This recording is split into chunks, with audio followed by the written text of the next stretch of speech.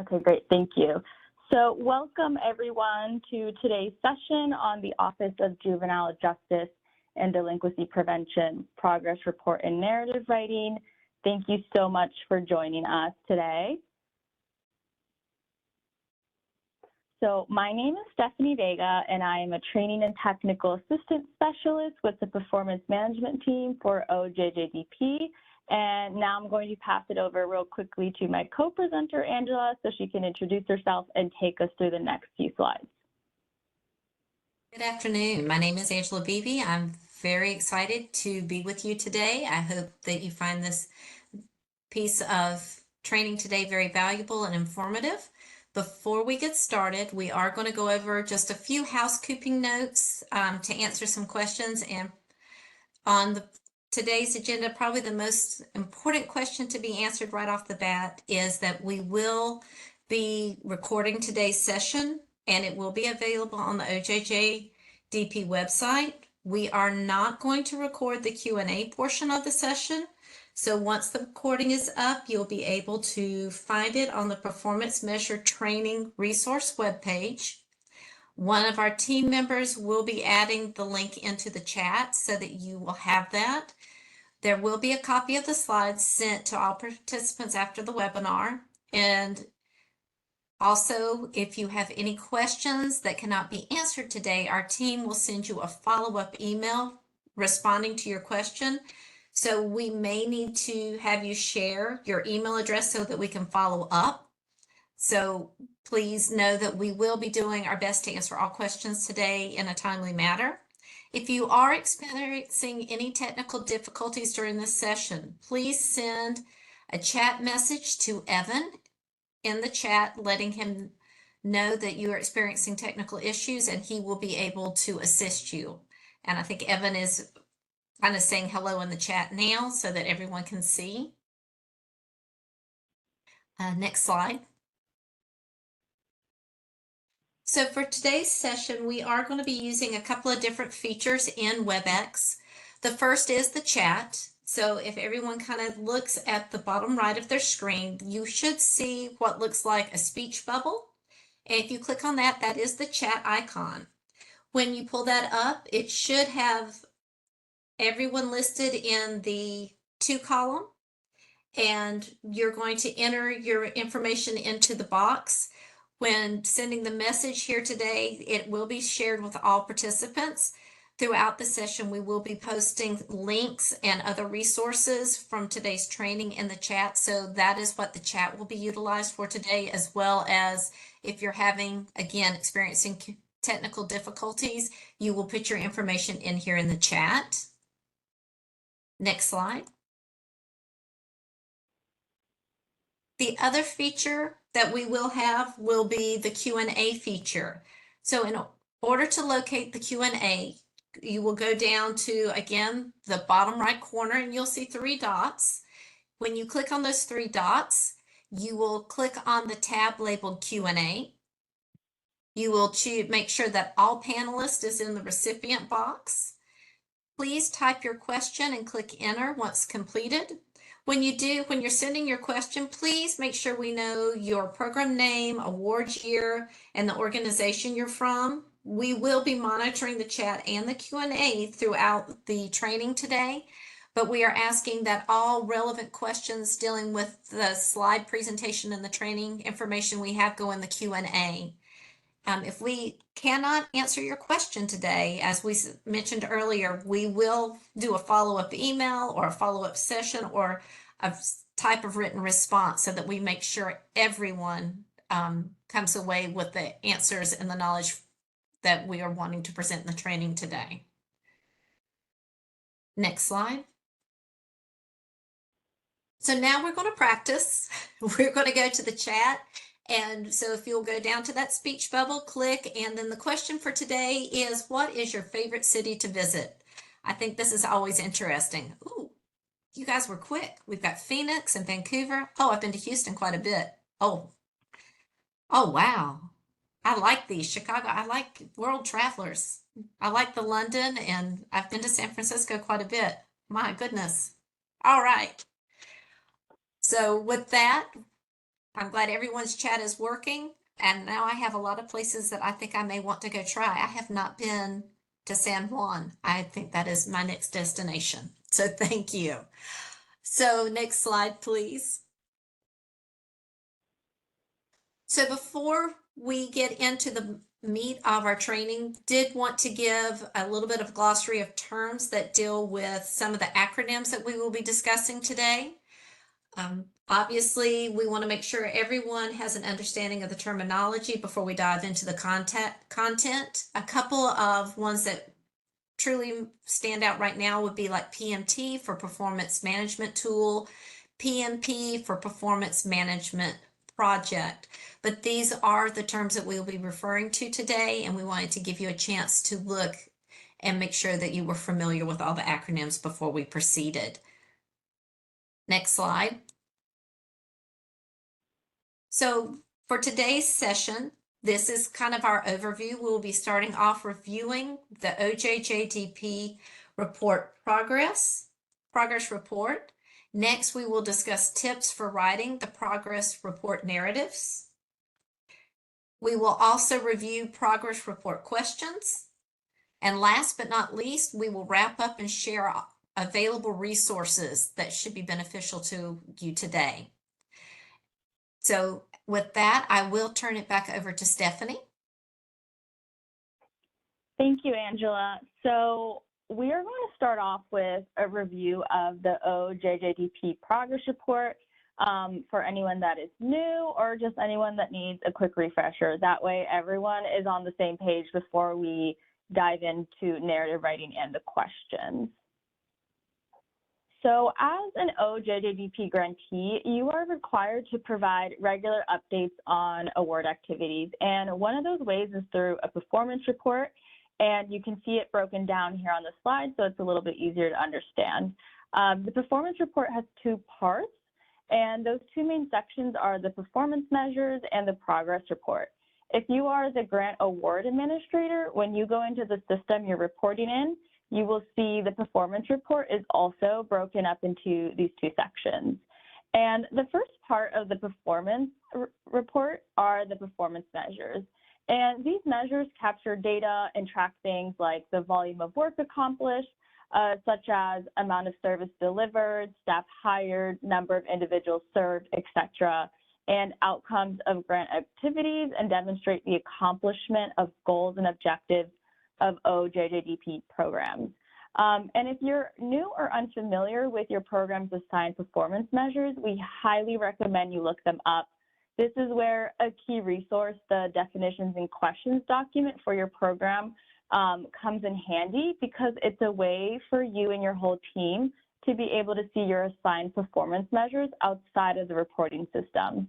And we will add that link in the chat if you're curious to look them up at a later point. And the performance measures listed in your definitions and questions document are the data points you as a grantee collect on and report on directly. Also, if you're interested or new in learning more about the performance measures reporting process, we do have a new grantee orientation that's going to be coming up in November. So if that's something you want to learn more about, keep an eye out for that registration invite via email. And so the second part that we're going to go into is the progress report. And in the progress report, there are progress narrative questions, also referred to as P&Q, which are more open-ended answers. In the system, you will see these are labeled as P&Q, and that is where you can expand or add additional information in narrative form about your performance report. And these questions, these narrative-based questions, are important because they allow you to provide context and tell the story behind the data collected and summarize the status of goals or deliverables. You can and you should use these questions to add additional information that might have not been captured in the performance measure portion, such as describe progress made on your goals and objectives or any challenges you may have experienced. And this is the portion of the report that is assigned to all grantees, and this is the portion that is going to be the focus of today's session. So on the left here, we have the PDF version of the progress reporting questions, and we will drop that link in the chat if you want to look at it and kind of follow along. If you look at the document, you'll see these are the questions that form the basis of what shows up in the Just Grant system. And similar to the questions and definitions document for your performance measures, this is a great resource for the progress report because you can view it even if you aren't the one who logs into Just Grant. So it can be shared with your team, sub-grantees, or in times of staff turnover. And so now that we kind of just understand what we're talking about today, we're going to go over some general tips and steps you can take to approach the narrative writing and more of those open-ended questions. So before you start writing, it's important to gather information that will help you provide a comprehensive and accurate update. Your team members are often the best source of information of what's happening on the ground. So before you even think about sitting down to write, consider checking in with your team and getting some feedback. You can ask what was challenging in the last 6 months, what was some success stories and achievements, reflect on your relationship with your sub-grantees. A good way to think about challenges and successes is to think about what if your grant manager stopped by in person for a coffee? Like, what are 2 to 3 important things you would want to tell them? And we also recommend doing a data review and just thinking about which performance measures need a little bit more explanation, how far along is the award in meeting its goals, what training and technical assistance did your organization provide or receive. Writing a good report requires preparation and the whole team understanding what they need to contribute, so make sure to consider these steps before you sit down to write. We've all been there before. A blank page can feel intimidating, and that is a pretty similar feeling for the more open-ended questions. So these are some tips we recommend to kind of conquering that blank page or open-ended mentality and getting started. We recommend you print out a copy of your last progress report or proposal. A lot of times having a physical copy on hand can serve as a great refresher, and it just jogs your memory a bit to remember what was going on the last reporting period, and you can think about the growth made or challenges experienced since. You're also going to want to answer your performance measures before moving on to the P&Q. And these next 2 tips I think are really big ones, even though they seem a little small sometimes, but when you're writing Choose an Audience, imagine you're writing for a new staff member in your organization or a community member. Will they know what you're talking about? You'll also want to be careful of assumptions and acronyms, and these 2 sort of tie together. You really want to write as if your audience is a brand new person, and you'll want to avoid making assumptions that your audience knows everything. And one of the biggest examples we see of that or challenges is the use of acronyms. There may be acronyms that are common knowledge and used pretty regularly for you and your staff, but they might be unfamiliar to your grant manager. You can easily drop or lose your place in the story if the grant manager has to go back and try to remember what you're referring to, or if they have to search for what an acronym means. The answers to narrative questions also go through qualitative analysis by our data analyst team. So again, it's important to make sure you're writing in a way that is clear and understandable, no matter who is reading. So when you're introducing an acronym for the first time, you'll want to write out the full name of the term or the program or screening tool, whatever it is, and immediately follow it with the acronym in parentheses. And you can see an example of that on this slide. And a big thing also is to make sure you elaborate. You don't need to include a ton more information, but even just a sentence or 2 to provide context so your audience understands. And then once you make that the initial introduction, you can use the acronym throughout the rest of the document. And an example is that, like, even with this that I have on the slide, right, I put in support and assistance for families in emergencies SAFE. But if I mentioned in a narrative response, we hired more staff for our SAFE program, you as an audience, you wouldn't know much about that, right? What kind of support and assistance does this program provide? What emergencies do we respond to? So if I were writing a response using this, I would still want to give at least another sentence just to provide some additional context. That way you as the reader would understand it better. So those are just some small tips to keep in mind. They really do make a big difference when you're writing your responses. We also recommend considering SMART goals for the performance reporting. A lot of you might be familiar with this concept. For others who need a refresher, there's a graphic on the right, but the acronym for SMART stands for specific, measurable, achievable, relevant, and time-bound. And using these can really help define your statements and help clarify what your priorities are for the next 6 months. So we suggest you consider about 3 to 4 SMART goals for performance reporting, and you will see a little bit more of what we mean on the next slide. So here we have an example of what is a goal that's been written previously, and it's a good place to start, but it can be improved by using the SMART goal method. And so real quickly in the chat, you don't have to rewrite the entire sentence, but if you're looking at this goal, which is train more staff and partners, what would be some ways that you could apply one of these to make it more of a SMART goal? And just to kind of start things off, I'll say one. What they could do with this goal is maybe make it a little bit more measurable and say, train 10 staff members and 5 partners instead of just saying train more. So I'm going to pause real quickly, give you guys a minute, but if anyone has ideas on how you could improve it, please add it in the chat. Okay, great, yes. I'm seeing some examples.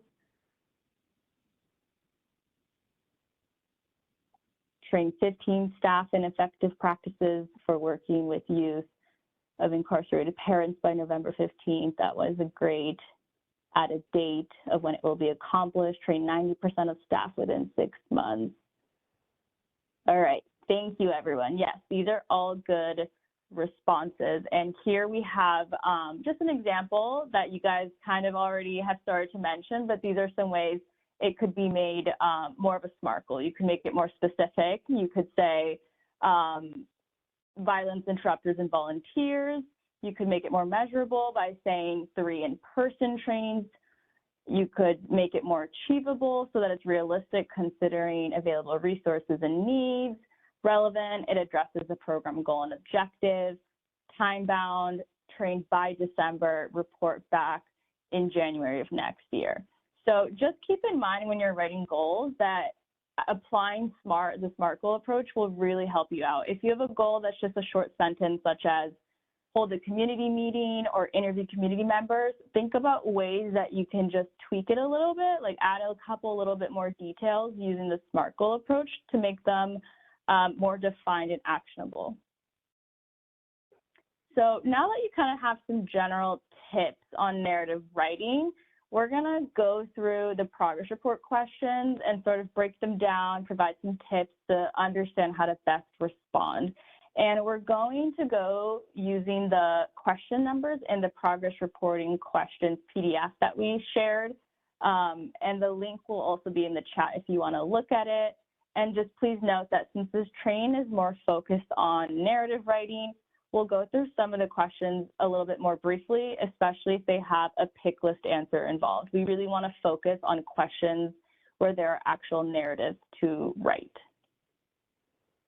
And so starting off with questions 1 through 4, these are pretty straightforward and focus on the status of the award. They ask for yes or no questions related to if the points of contact have completed the financial management training, yes or no for award activity, if you plan to sub-award any money. And so even though there's no narrative to write for this section, there are a few things you might want to consider as you're answering them. Review your project staff. Have there been any changes in the points of contact for your program? Does anyone new need to take the grant financial training? Also, sub-grantees can change over time, so think if you added any new sub-grantees or if any of them phased out in the last 6 months. Next is question 5, which is where the planning activity section starts. If you're starting a new award, this is a section you'll want to consider essential during your first and second reports. When you start a new award, you need to make a plan for that money that shows how your team will work its way up the mountain in a sense. So this is also a great section to come back to if you add new activities or engage in any sort of additional strategic planning further along. And something to keep in mind is that strategic planning is about setting things up and changing course along the way. That is okay because this section is not about implementation. And so here's some things to consider when you're looking at the strategic planning questions. If you have a strategic plan document, a lot of people use this as a living document they can come back to and update. For example, if you need to make any sort of programmatic or financial changes to the award later on, you'll want to track or have an estimated date of when you worked on making those changes. You also want to consider if you began data collections or started an evaluation. For example, with protective factors, this may be a particular performance measure that you need a couple of months to engage with before you actually start doing the performance reporting. So you'll consider using the planning questions to be able to talk about the work you're doing to begin reporting on protective factors. So on this slide, we just have a couple of strategic planning examples that we've seen grantees put in a narrative report. On the left side, we have some that are a good start but could be improved. And as we discussed, remember, you want to write as if your audience is a brand new person that is unfamiliar with your program. You don't want to assume they know everything. So in that first example, instead of just simply writing hired staff, expand on what you mean by that. Who has been hired? For what position? Do they have to go through onboarding? In the second example, you'll see the person wrote, please see attached report for information about planning goals and objectives. And again, as your grant manager is going through the report, try to give them that information in each question to help them understand what is going on with your project instead of having to open additional attachments. And on the right side, you'll see some examples that really do a good job of summarizing what was going on during the reporting period, or even mention the objective within the response. That way the grant manager doesn't have to look it up. Now we are entering the progress narrative section. Questions 6 through 8 are where the focus should be when you hear add that to the narrative. So we're going to break down each question and provide some suggestions on how to organize information. Question 6 asks you to share a story demonstrating the impact of OJJDP funding during the activity period, which is a very open-ended question that, again, when it feels open-ended like this, it can feel a little daunting. So if you remember when we talked about the importance of gathering insights from your team before sitting down to write, this is a great place to incorporate what your team shared with you. And you can make the narrative more personal by highlighting exact goals or successes that your team has achieved. We often hear the concern that the data does not tell the whole story or that there are real people behind the numbers, and this is why question 6 exists. So use this question to make the funding story more personal. And then again, we just want to share some examples of what we've seen in the reports. On the left side, you'll see some examples that need improvement. And again, just try to make them more specific, add in those little details. And on the right side, we have some great stories we've seen for question 6. And the two I really want to highlight is the last example on the needs improvement section and this last example under the good one, because they're actually very similar. And the one that needs improvement says the project was made possible by OJJDP funds, which is actually what happened in the other goal, which is it just actually explains it. And so you don't have to add a ton, it's just one extra sentence, but it highlights how OJJDP funded training helps staff better see the signs of abuse and support a young girl in that program. So that one really just kind of shows the difference and just adding in those details. Next is question 7, which is provide a narrative of your progress since the last report on each of your application's goals and objectives. Write about activities under a goal or objective generally from the last 6 months and what will happen in the next 6 months. Here, you'll want to continue to focus on adding to the narrative. However, it might not be necessary to write up a status on all goals and objectives, and you'll want to be careful not to mix this up with question 8 coming up. Question 7 is about the status of goals or the activities. Since the last report, this is asking about the progress on the application's goals and objectives. Here, you'll want to consider the following. Pick goals where work was done or expected to be done. Define what in progress means to you. Does that mean you have materials ready to be delivered? Have you hired the appropriate staff? What numbers have gone up or down and why? You'll want to cover the last 6 months and the next 6 months, and this is also a great place to apply a SMART goal. And here again, some examples we've seen in previous reports. Left side, some that need improvement. As mentioned, don't want to make your grant manager open up other attachments and put the pieces together. We've also seen people put NA, and we don't know what that means. We don't know if that means no grant activity or no stories to tell. So just let us know what's going on there if you're going to enter that, or just try expanding on it. And on the right side are some examples of SMART objectives and goals. Not only do they mention the objective they're referring to, which makes it easier to follow along, they also mention the before and after. So you can see the comparison where it's saying during this reporting period, task force officers completed X arrests compared to X arrests made in the previous reporting period. And now I'm going to pause here real quickly and just see if anyone has questions about the material we've covered so far. I'm just going to take a few because we do want to be considerate of time. And again, we will have Q&A at the end plus follow-up via email.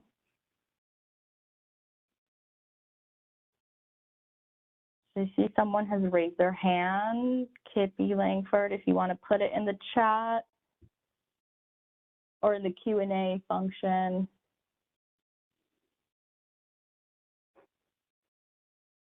Angela, I don't know if you can see the Q&A questions coming through. I just realized I cannot see them on my end. I'm looking. Hold on. Right now, not seeing anything in the Q&A at the moment. Okay, well, we're going to continue just because we want to keep on schedule, and I'm going to keep going. But again, feel free to add questions. Oh, here we go. Oh. We do have one that just came in. It says for number 6, we are just to give an example for the last 6 months, correct?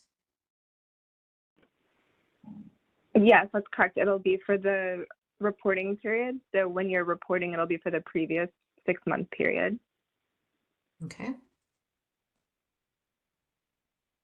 And I think there was also a question in the chat a little further up about how much information can be included. So there was an example that there's about a page of information and whether that would fit into the text box or not, or if they would need to summarize.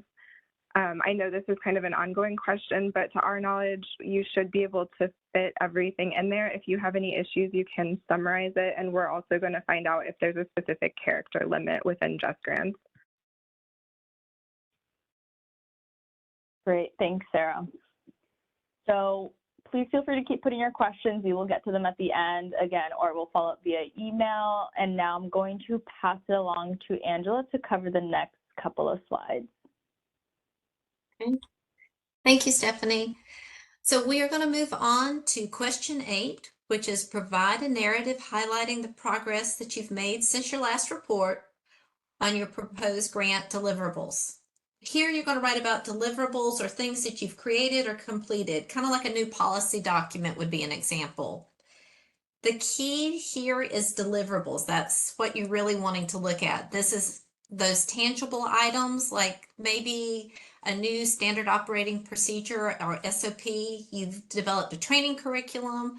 Perhaps you revised a self-harming screening tool to be more trauma informed. You maybe completed the installation of new computers in a transitional home. It can be big items, but it can also be smaller ones. Like maybe you created a flyer for an event, or you created a new intake form. Your answers for question 7 can change fairly often. And it doesn't have to cover the entire award, so please keep that in mind.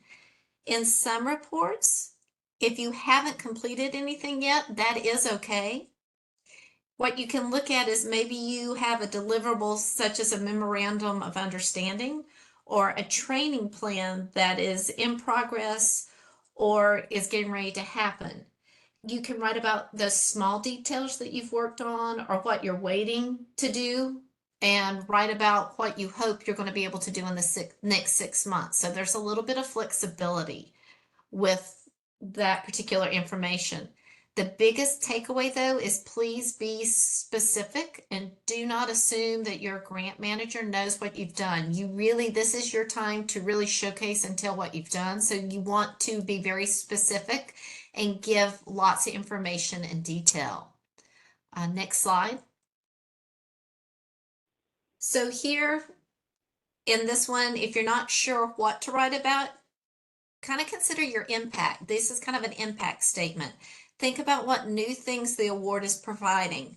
Maybe through strategic planning, you completed recently, you hope to start a bigger outreach to try and reach, blank part of the community in the next year.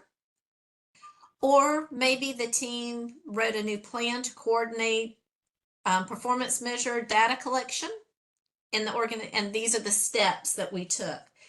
Again, it's the impact it has and what you are going to do with it. You also want to consider how many project deliverables and activities were actually completed.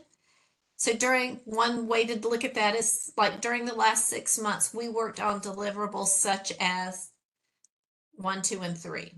Or during the next 6 months, we are going to focus on deliverables with partner X. This partner is going to support the deliverable by, and you want to try and write a brief summary that really explains what it is that's going to happen. This section, you really want to ask yourself, a couple of key things, such as, am I providing concrete examples? Am I providing evidence to support my conclusions? Am I offering a before and after lens of what has taken place? Again, make sure that what you're writing have time-bound examples, such as those SMART goals. Those are very important. You want to offer evidence, either anecdotal, or through numbers that can add up to back up your claims about why your project is being as successful as it is. And then you also want to make sure what you are talking about in your report is limited to what the OJJDP grant fund is financing. We do realize that you're not working in a vacuum, and we do like hearing, all the different things that fit within you're doing that fit within the community, but we do need the focus to be on, that grant funding and what you're doing with that. So those are a couple of key takeaways to keep in mind as you're looking at writing and making that impact information. Next slide. So we're going to continue now with question 9. And on this one, question 9 is talking about, did you engage in any training and technical assistance activities? If yes, you're going to list specific trainings, include the dates and locations.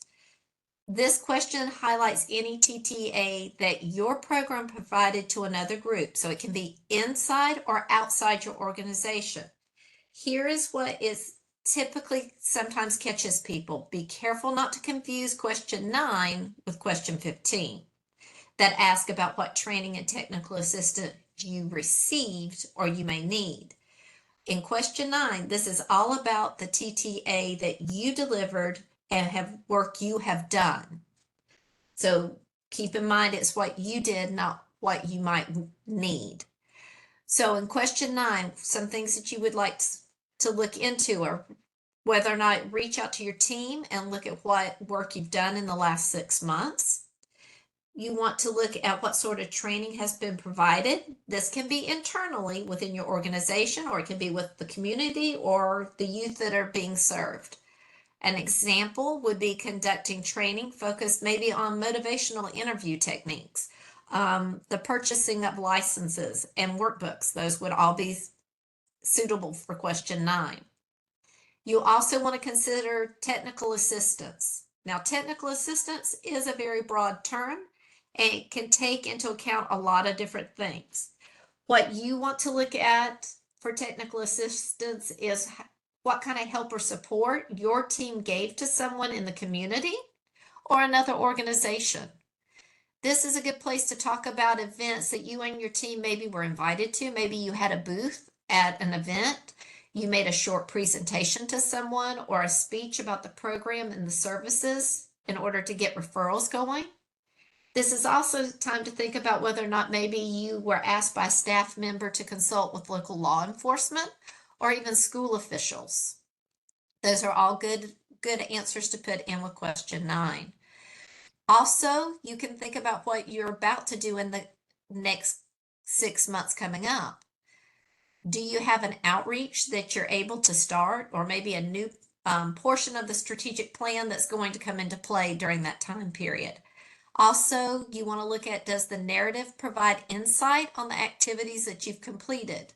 For example, you want to make sure that it defines. A few weeks after May training event, we noticed that more people were asking about X, Y, and Z. So how are you using that information for your next training? Those are all very valuable tools when answering for question 9.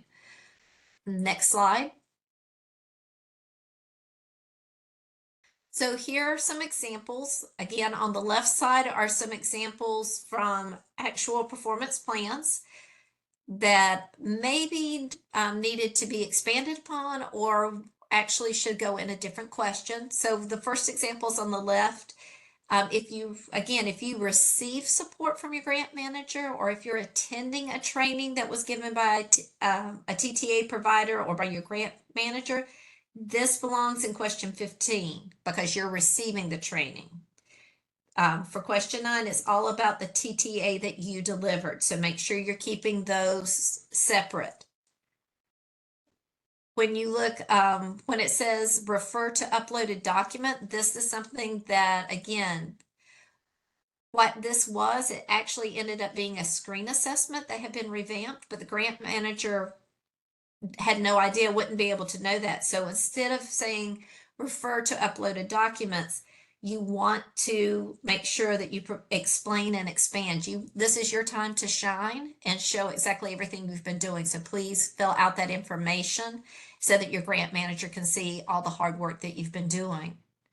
On the right side, these are examples of TTA responses that were explained very well. The one, for example, where it says no training conducted or hosting during the reporting period. However, we plan to do X, Y, and Z in the next 6 months. This is a very good answer. There wasn't anything to report at this time, but they're showing what they're getting ready to do and ramping up for. The other examples you see mention details such as dates, what the trainings were about, and the delivery type, where was it in person or virtual? These are all important key pieces to put in when answering this question. Next slide.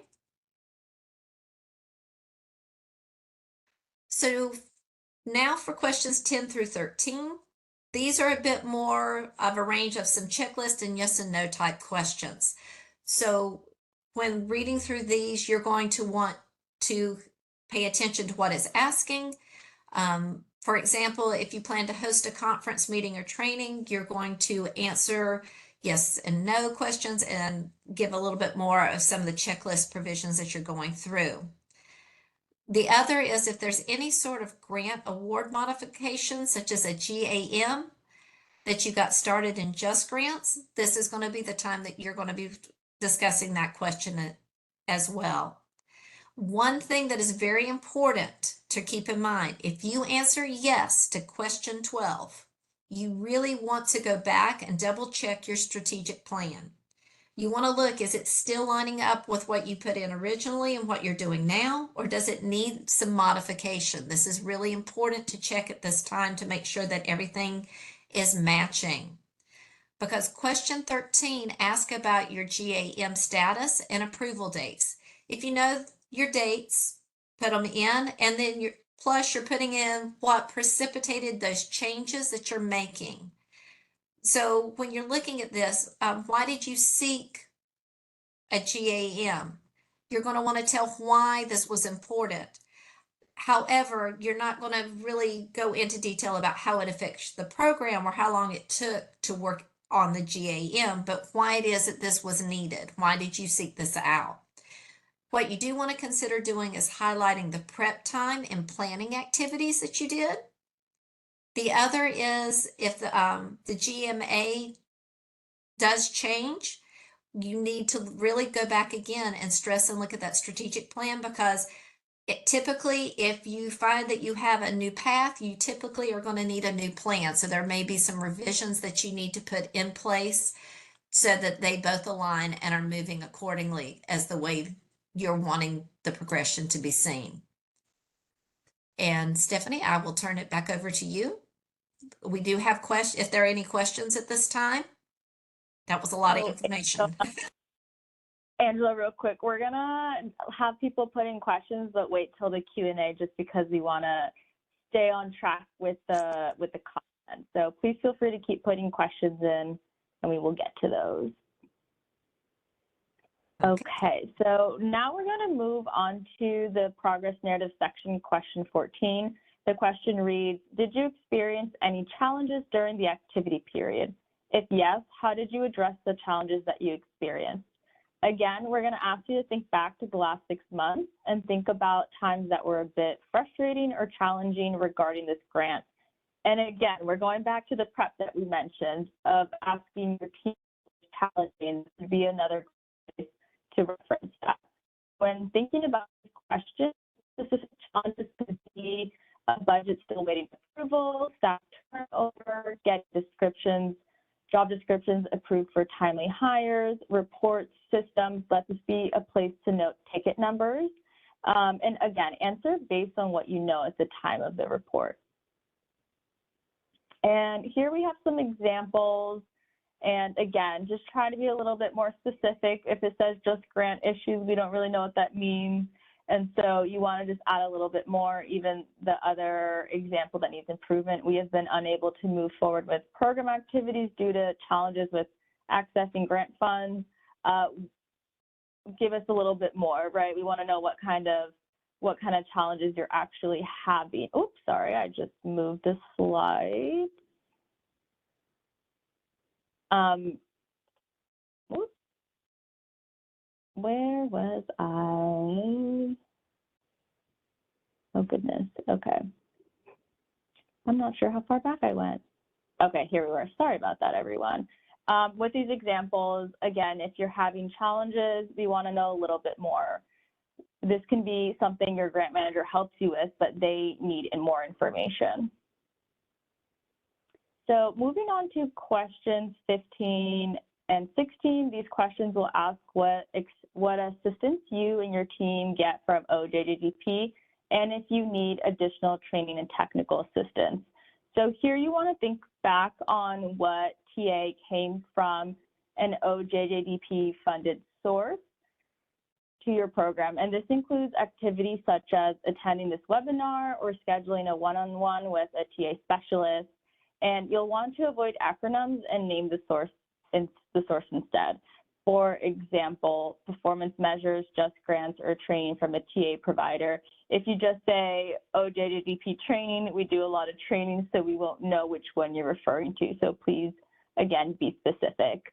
You'll want to ask yourself if you need what you need from your program manager or us. This is a great place to actually get assistance. In the past, some grant managers have reached out to us to say that in a performance report, a grantee mentioned that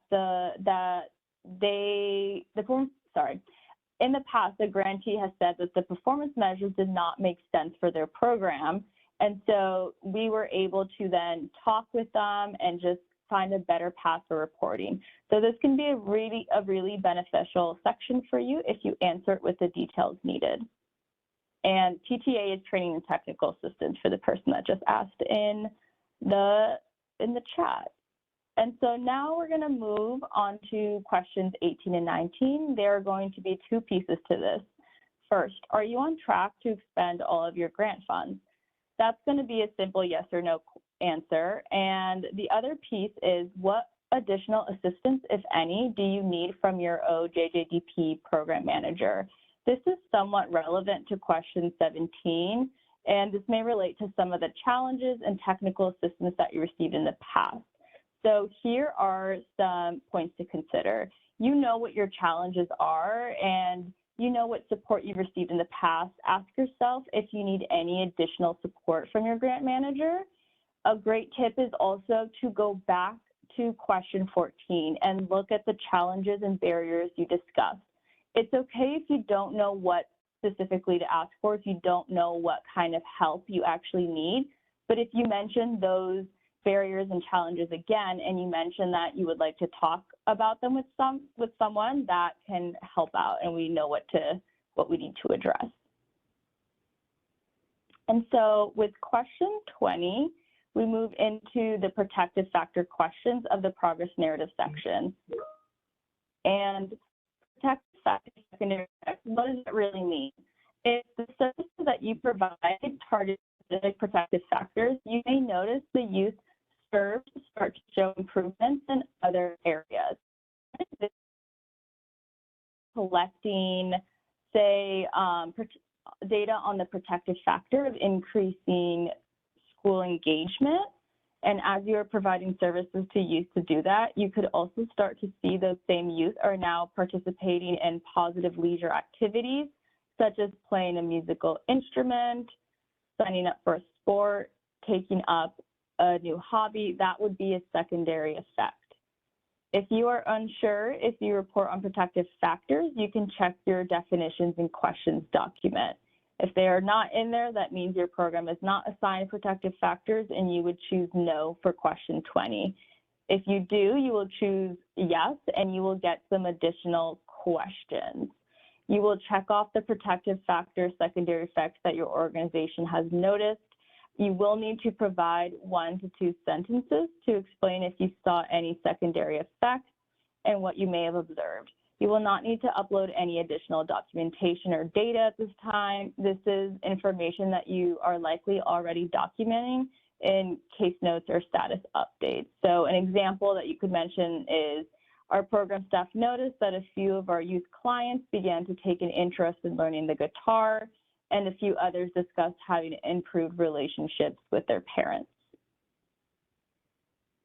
And so now I'd like to go over what we kind of learned today, summarize those, and then also go over some additional resources before we go into Q&A. So here we have a summary of the key takeaways.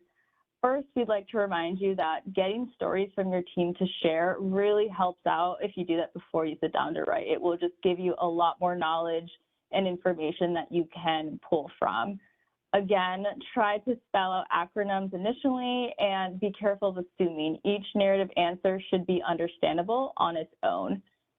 And then consider SMART goals for the award to help with narrative writing. And also, your answers may change between reports, and that is completely okay.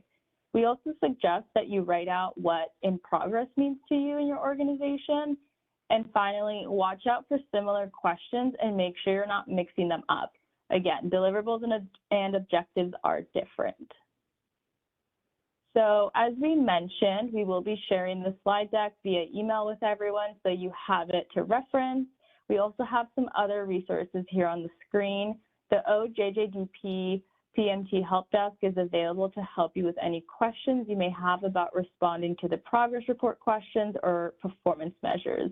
They are also available to provide you with some written resources and links to pre-recorded trainings. The help desk is also a great place to start if you would like to schedule a call with a TTA specialist. Most of these calls are via WebEx, so we can screen share, look at reports, look at your program's definition and questions document.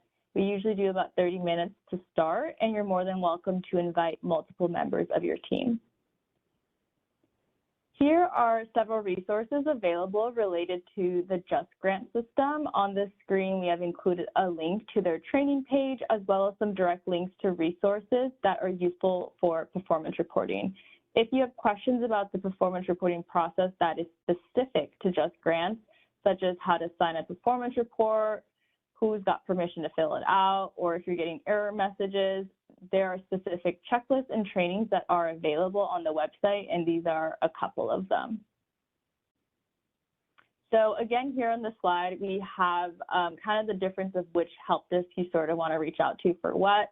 If you have specific questions about your program, how to report on performance measures, or if you have an older report that goes into PMT, that is when you want to reach out to the performance measure help desk. For the Just Grant service desk, if you have questions or issues with account setup, roles and permission, or errors in the Just Grant system, please reach out to the Just Grant service desk. And here you have the contact information for both the PMT help desk. You can contact us by phone or email. For a faster response, we encourage our grantees to email the help desk. We return emails and phone calls within 24 hours, so please do not hesitate to leave a voicemail or email, even if it's after business hours. Next, we have the contact information and hours for the Just Grant support team. Again, if you experience any issues with them, we strongly encourage you to reach out to Just Grant support. So this concludes today's session. We will leave the webinar open for about 5 to 10 minutes for Q&A. Please feel free to ask your questions in the Q&A feature. For any questions you can't answer on the spot or may require more information, we'll ask you to provide your contact info so we can follow up with you directly. Also, please don't hesitate to reach out if you think of additional questions later. We are here to help. And thank you again so much for your time. Your attendance is appreciated. And now we will go to Q&A. Angela, if you don't mind reading out some of those, if we have any, that would be great. Right now, for one, in the past, there were not enough fields to input TTA that we provided. Should we collapse by a type of training, for example, by group, students, school-based CBOs?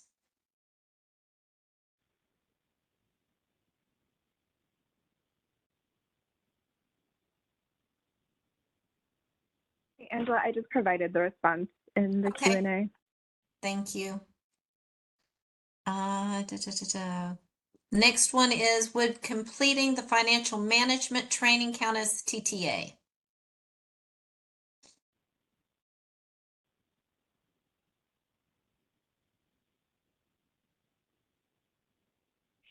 So it wouldn't count as providing TTA. It would only count if you had requested that as something to be trained on and then received TTA for that specifically. But I think this question might be better directed toward your grant manager, just to clarify. Okay, it looks like, Sarah, you answered the other question that was sitting in the Q&A. I'm looking in the chat.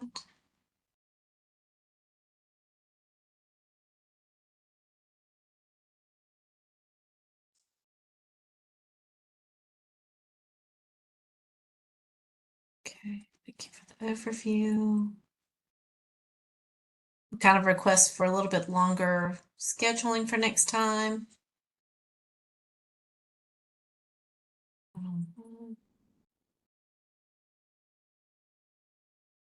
It says, do all protective factor questions need to be answered, even if the program does not specifically track/support that data point?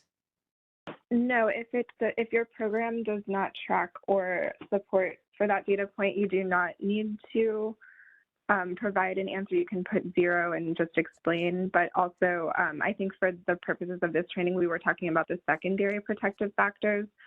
So for those, if you happen to see that there are secondary protective factors, we just want you to be able to check the box and explain what was seen during the reporting period. But again, if your program does not support that, or if it's not one of the goals within your program, you do not have to respond to that.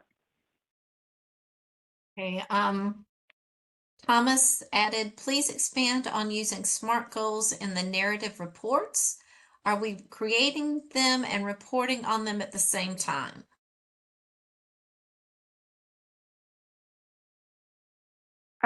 It might be helpful. Can we just go back to that slide real quick so we have it in front of us?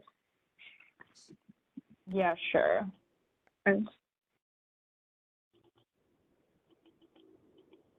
Just on SMART goals, I believe.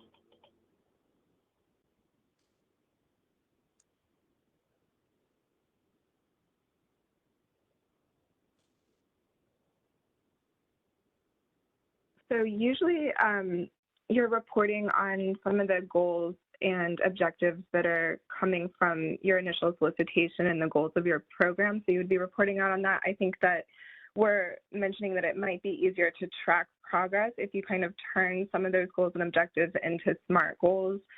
So it's something that you could implement for this next reporting period, or you could implement it and then build off of it for future reporting periods.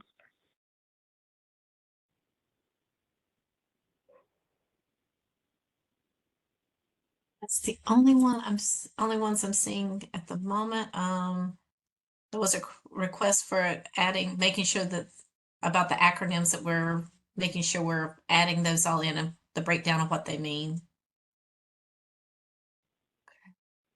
I'm not seeing any other questions at the moment. Trying to scroll back up to see if I missed any. I think I saw one that said, would completing the financial management training count as TA? Yeah. Yes, Sarah addressed that one. Oh, okay, great. Oh, hold on. So for the Thomas's question, in your individual program, you have a list of questions and definitions document for that program. So for example, it could be SCA reentries. It could be SCA children of incarcerated parents, Title II. I'm not sure which specific program you have, but it would be within that list of measures. I can resend the link to all of the programs that we currently have in Just Grants, or if you tell me which program your award is connected to, I can send you your list of performance measures, and you'll know if you have protective factors because they'll be listed in that document. Okay. The other is if the awardee has not received their funding, but the program has started, is there additional guidance for reporting? That's a really good question. I think it would be better directed toward your grant manager, or maybe if Carla, you know the answer to that, you might be able to answer that question.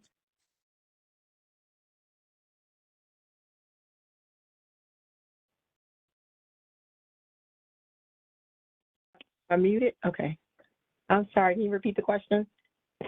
Sure. It says if the awardee has not received their funding, but the program has started, is there additional guidance for reporting?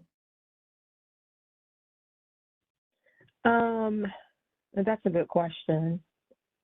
The award was made, but you have not been able to draw down your funding is the situation?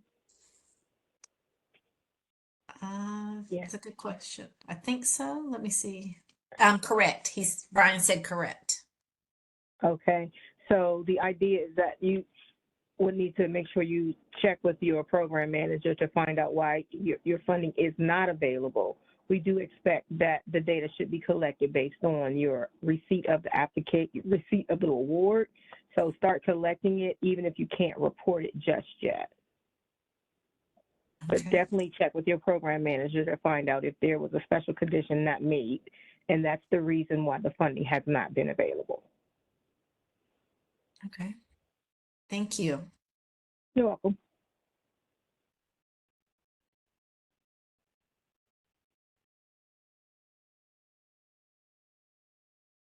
I'm not sure if you've already answered this one, so if I'm repeating, I apologize. It's about Title II formula grant, the Juvenile Justice Delinquency Prevention Act grant. There is a list of protective factors, but they have not been implemented in Just Grants. Was looking for a timeline when we will start being asked to actually collect and report. And this is from Kylie. I apologize if I mispronounced. And I just answered in the Okay. Q&A. Thank you.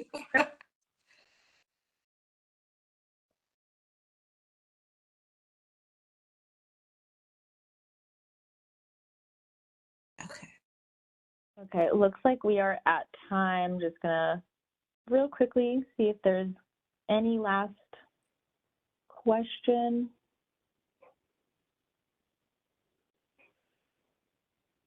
I was just going to also say that I know that Title II is an example of a program that doesn't have the full list of performance measures in Just Grants yet, but the guidance that we've been giving is to collect that information on your end just in case it needs to be provided at a later time. But as I had mentioned, before any changes are made in Just Grants or before anything is added, we will be sending out advance notice.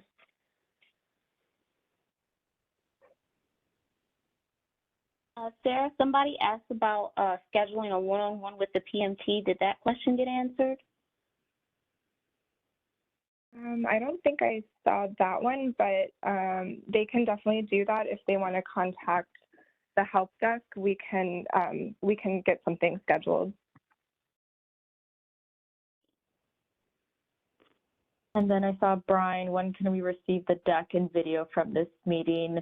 The deck will be sent out in a thank you email, I believe, in the next couple of days.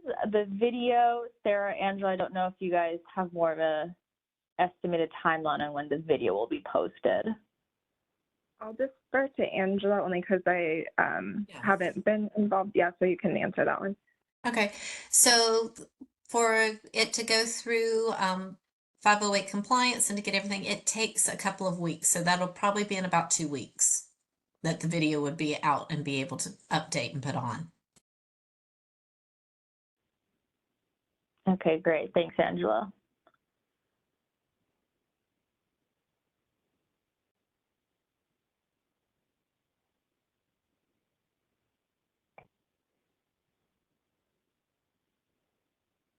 Okay, don't see any other questions. Again, at this time, please feel free to reach out to the help desk if you think of something else. And thank you so much for attending. And thank you, Angela, for presenting, and Sarah and Carla for also helping out with answers. We hope you have a good rest of your day.